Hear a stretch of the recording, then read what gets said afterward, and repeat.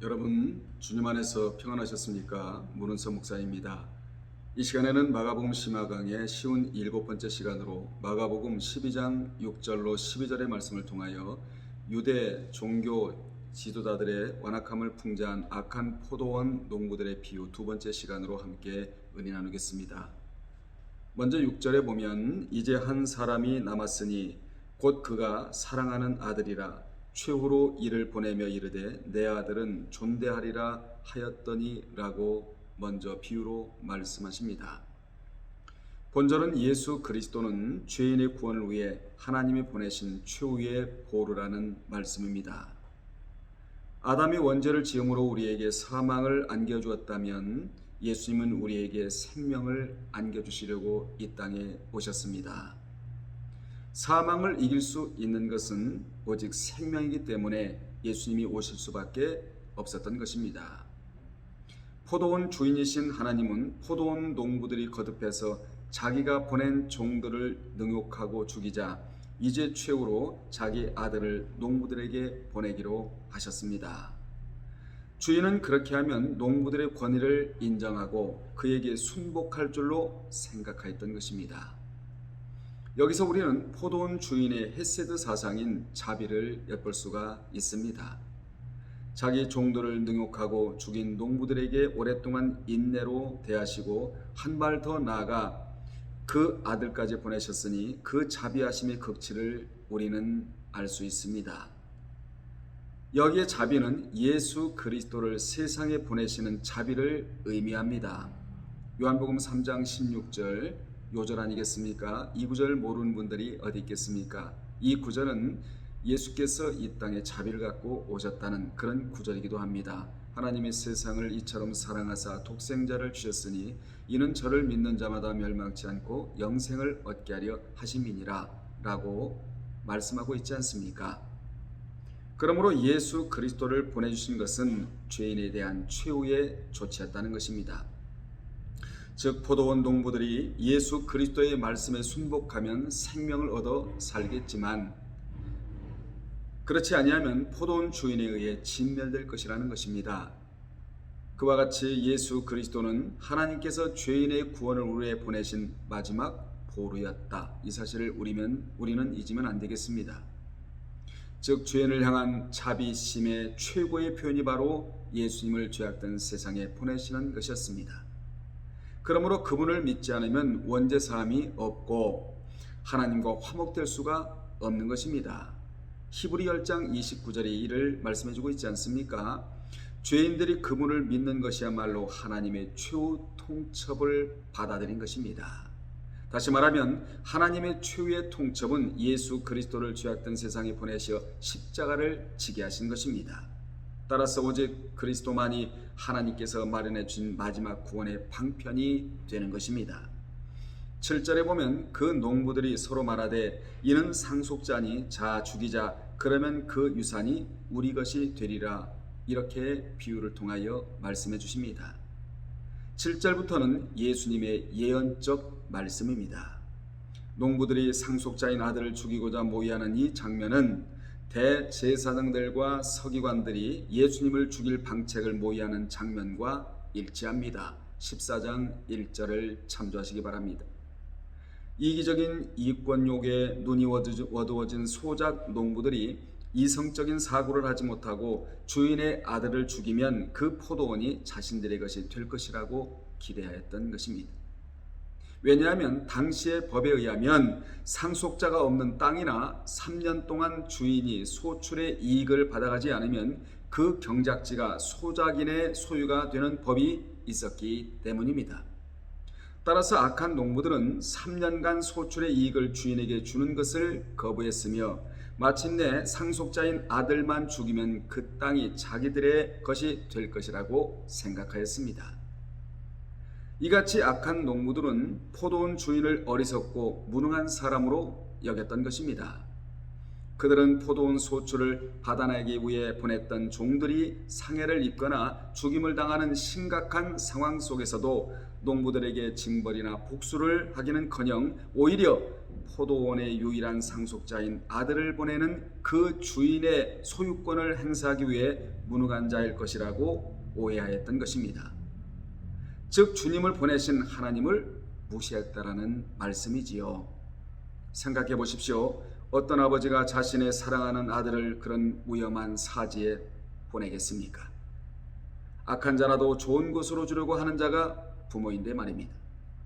그들은 자신들을 위해서 사랑하시는 독생자까지 사지로 보내시는 하나님의 인내와 사랑을 이해하지 못했던 것입니다. 여러분, 이해를 못하면 오해를 하게 되고 오해를 하게 되면 곡해가 되지 않습니까? 이같이 인간의 오해와 착각이야말로 엄청난 오류를 가져온다는 것을 우리는 알 수 있습니다.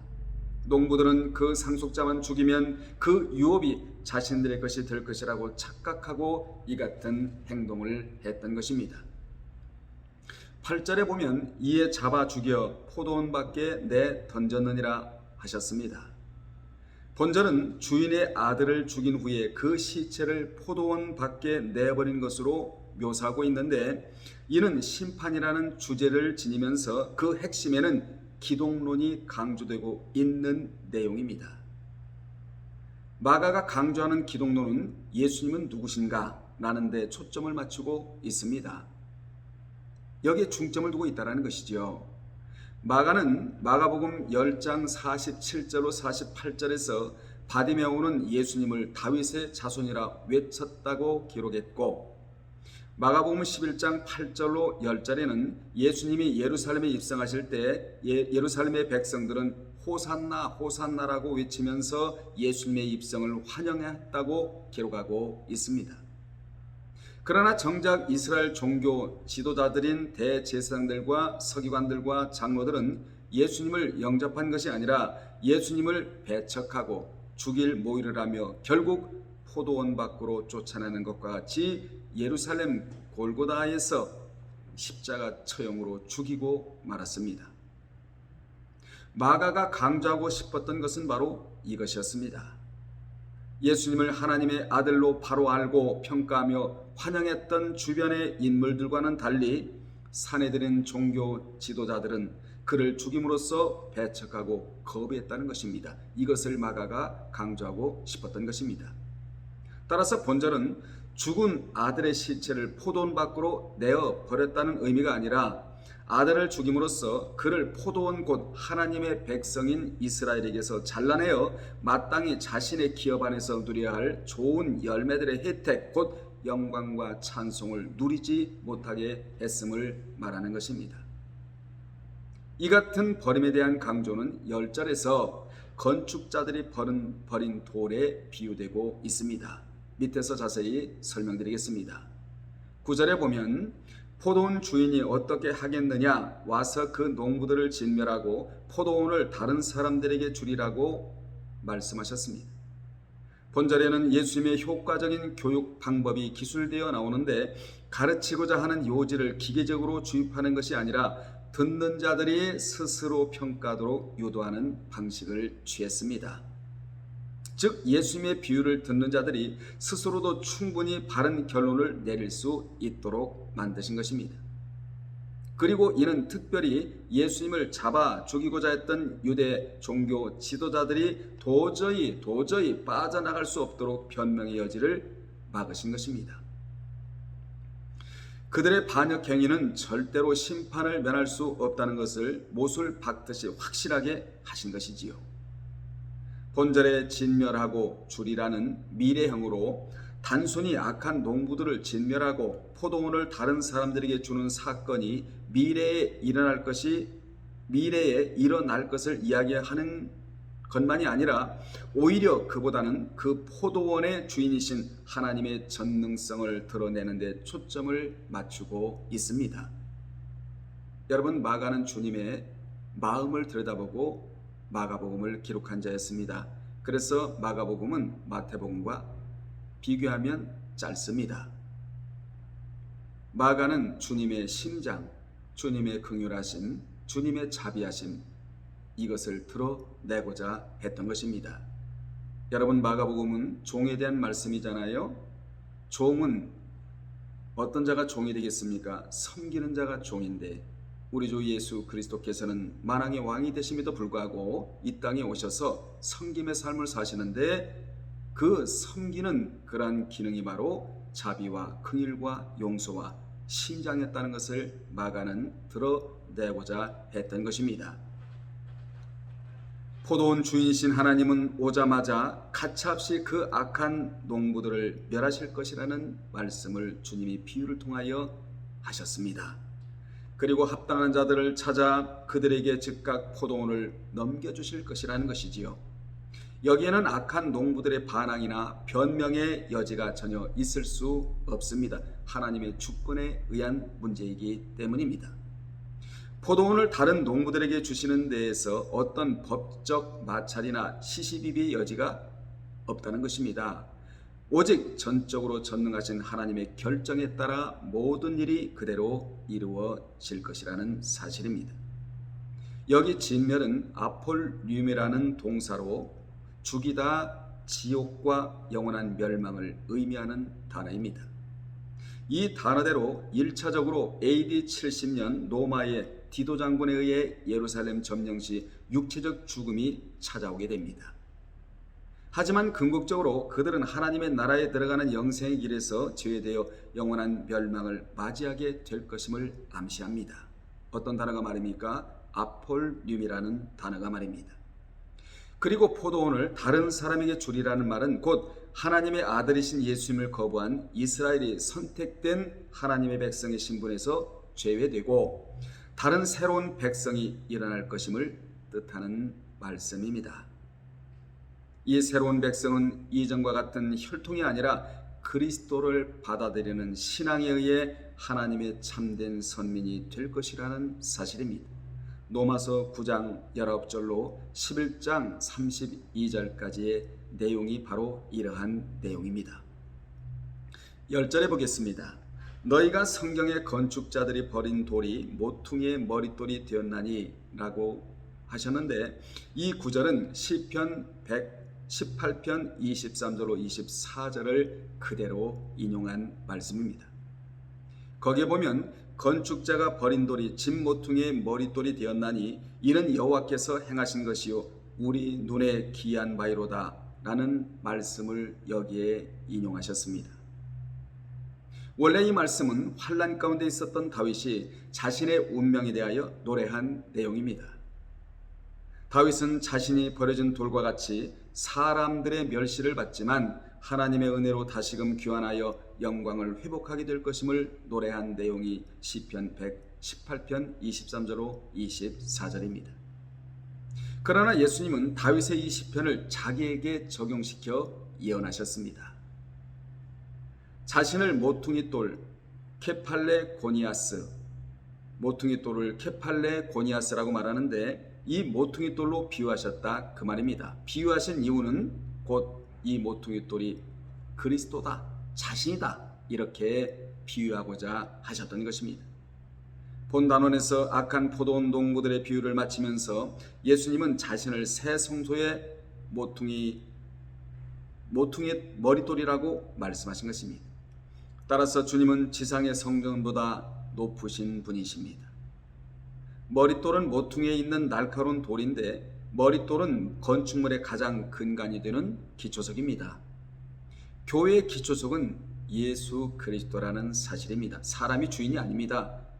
오직 예수 그리스도가 교회의 주인이십니다. 우리는 관리자에 불과할 따름입니다. 따라서 그분을 믿지 않은 자들에게는 머릿돌이 아니라 부딪히는 돌과 거치는 반석이 되는 것입니다. 다시 말하면 예수 그리스도를 믿지 않은 자들은 결국 이 건축자의 버린 돌이 모퉁이의 머릿돌이 될 수가 있다는 것을 받아들이지 않는 자들이라는 것입니다. 그래서 부딪힐 돌에 부딪히게 되는 것이지요. 본절에서 건축자들이자 농부들로 비유된 사내들인 종교 지도자들은 그들 나름대로 고민하고 숙고하고 철저히 검증하고 시험했을 것임에 틀림없습니다. 우리가 예수를 어떻게 해야 하는가 하고 고민하고 숙고하고 그런데 그 결론은 심각하게 나타났습니다. 그 그분을 죽이는 것이었습니다. 그러면 포도원이 자신들의 것이 될 줄 알았다는 것이지요. 그러면 더 이상 자신들의 밥그릇을 예수에게 빼앗기지 않고 자신들의 이권을 유지하며 무지한 백성들을 자신들 마음대로 종교적 위선을 숨긴 채 요리할 것이라고 생각하였던 것입니다. 그리하여 그들은 결국 포도원 주인의 아들을 대신 예수님을 죽여버렸습니다. 십자가에 내어줬다 그 말입니다. 이 얼마나 끔찍한 일이며 얼마나 끔찍한 죄를 졌습니까? 이를 미리 아셨던 하나님은 시편 2편 4절에서 하늘에 계신 자가 웃으시며 주께서 저희를 비웃으시리로다 라고 탄식하시면서 말씀하셨습니다. 11절에 보면 이것은 주로 말미암아 된 것이요 우리 눈에 놀랍도다 함을 읽어보지 못하였느냐 하시니라 이렇게 말씀하셨는데, 본절의 지시 대명사 이것은 하우테인데 이는 창세전에 예정하신 구속의 경륜을 따라 성부 하나님은 그의 섭리 안에서 건축자들이 버린 그 돌을 머릿돌로 삼으셨다는 것을 나타내는 지시 대명사가 바로 이것 하우테라는 그러한 단어입니다. 하나님의 이러한 놀라운 섭리를 본문은 강조하고 있는데, 이를 바울은 로마서 11장 33절로 34절에서 깊도다 하나님의 지혜와 지시에 부요하며 그의 판단은 측량치 못할 것이며 그의 길은 찾지 못할 것이로다. 누가 주의 마음을 알았느뇨 누가 주의 모사가 되었뇨 라고 강조했습니다. 12절에 보겠습니다. 그들이 예수의 이 비유가 자기들을 가리켜 말씀하심인 줄 알고 잡고자 하되 무리를 두려워하여 예수를 두고 가니라고 하셨습니다. 당시 종교 지도자 그룹인 산헤드린 공회는 예수님을 붙잡으려고 애쓰고 있었습니다. 산헤드린이 예수님을 붙잡고자 한 것은 꼭 자신들을 가리켜 말씀하신 악한 포도원 농부들의 비유 때문만은 아니었습니다. 그들의 전통은 항상 예수님의 가르침과 충돌되었습니다.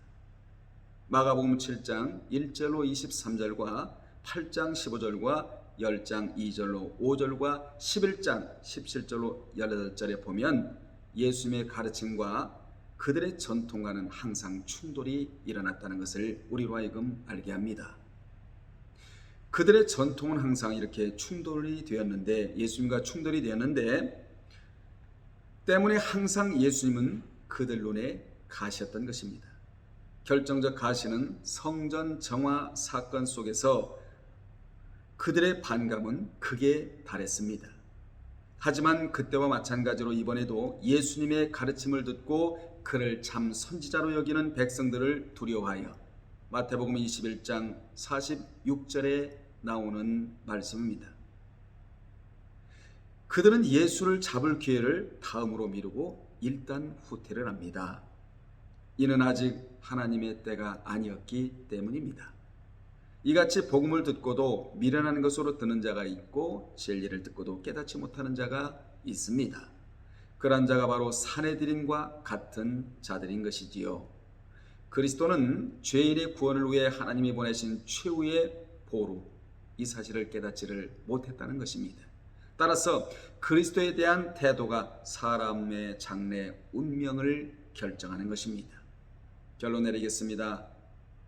포도원과 같은 하나님의 은혜를 입은 건축자들인 유대인들은 하나님의 선지자들을 죽이고 하나님의 자비와 긍휼의 마지막 보루로 보내신 예수 그리스도마저 배척함으로써 하나님의 심판을 받고 하나님의 구속 섭리의 주역 자리를 이방 세계로 넘겨주고 말았습니다.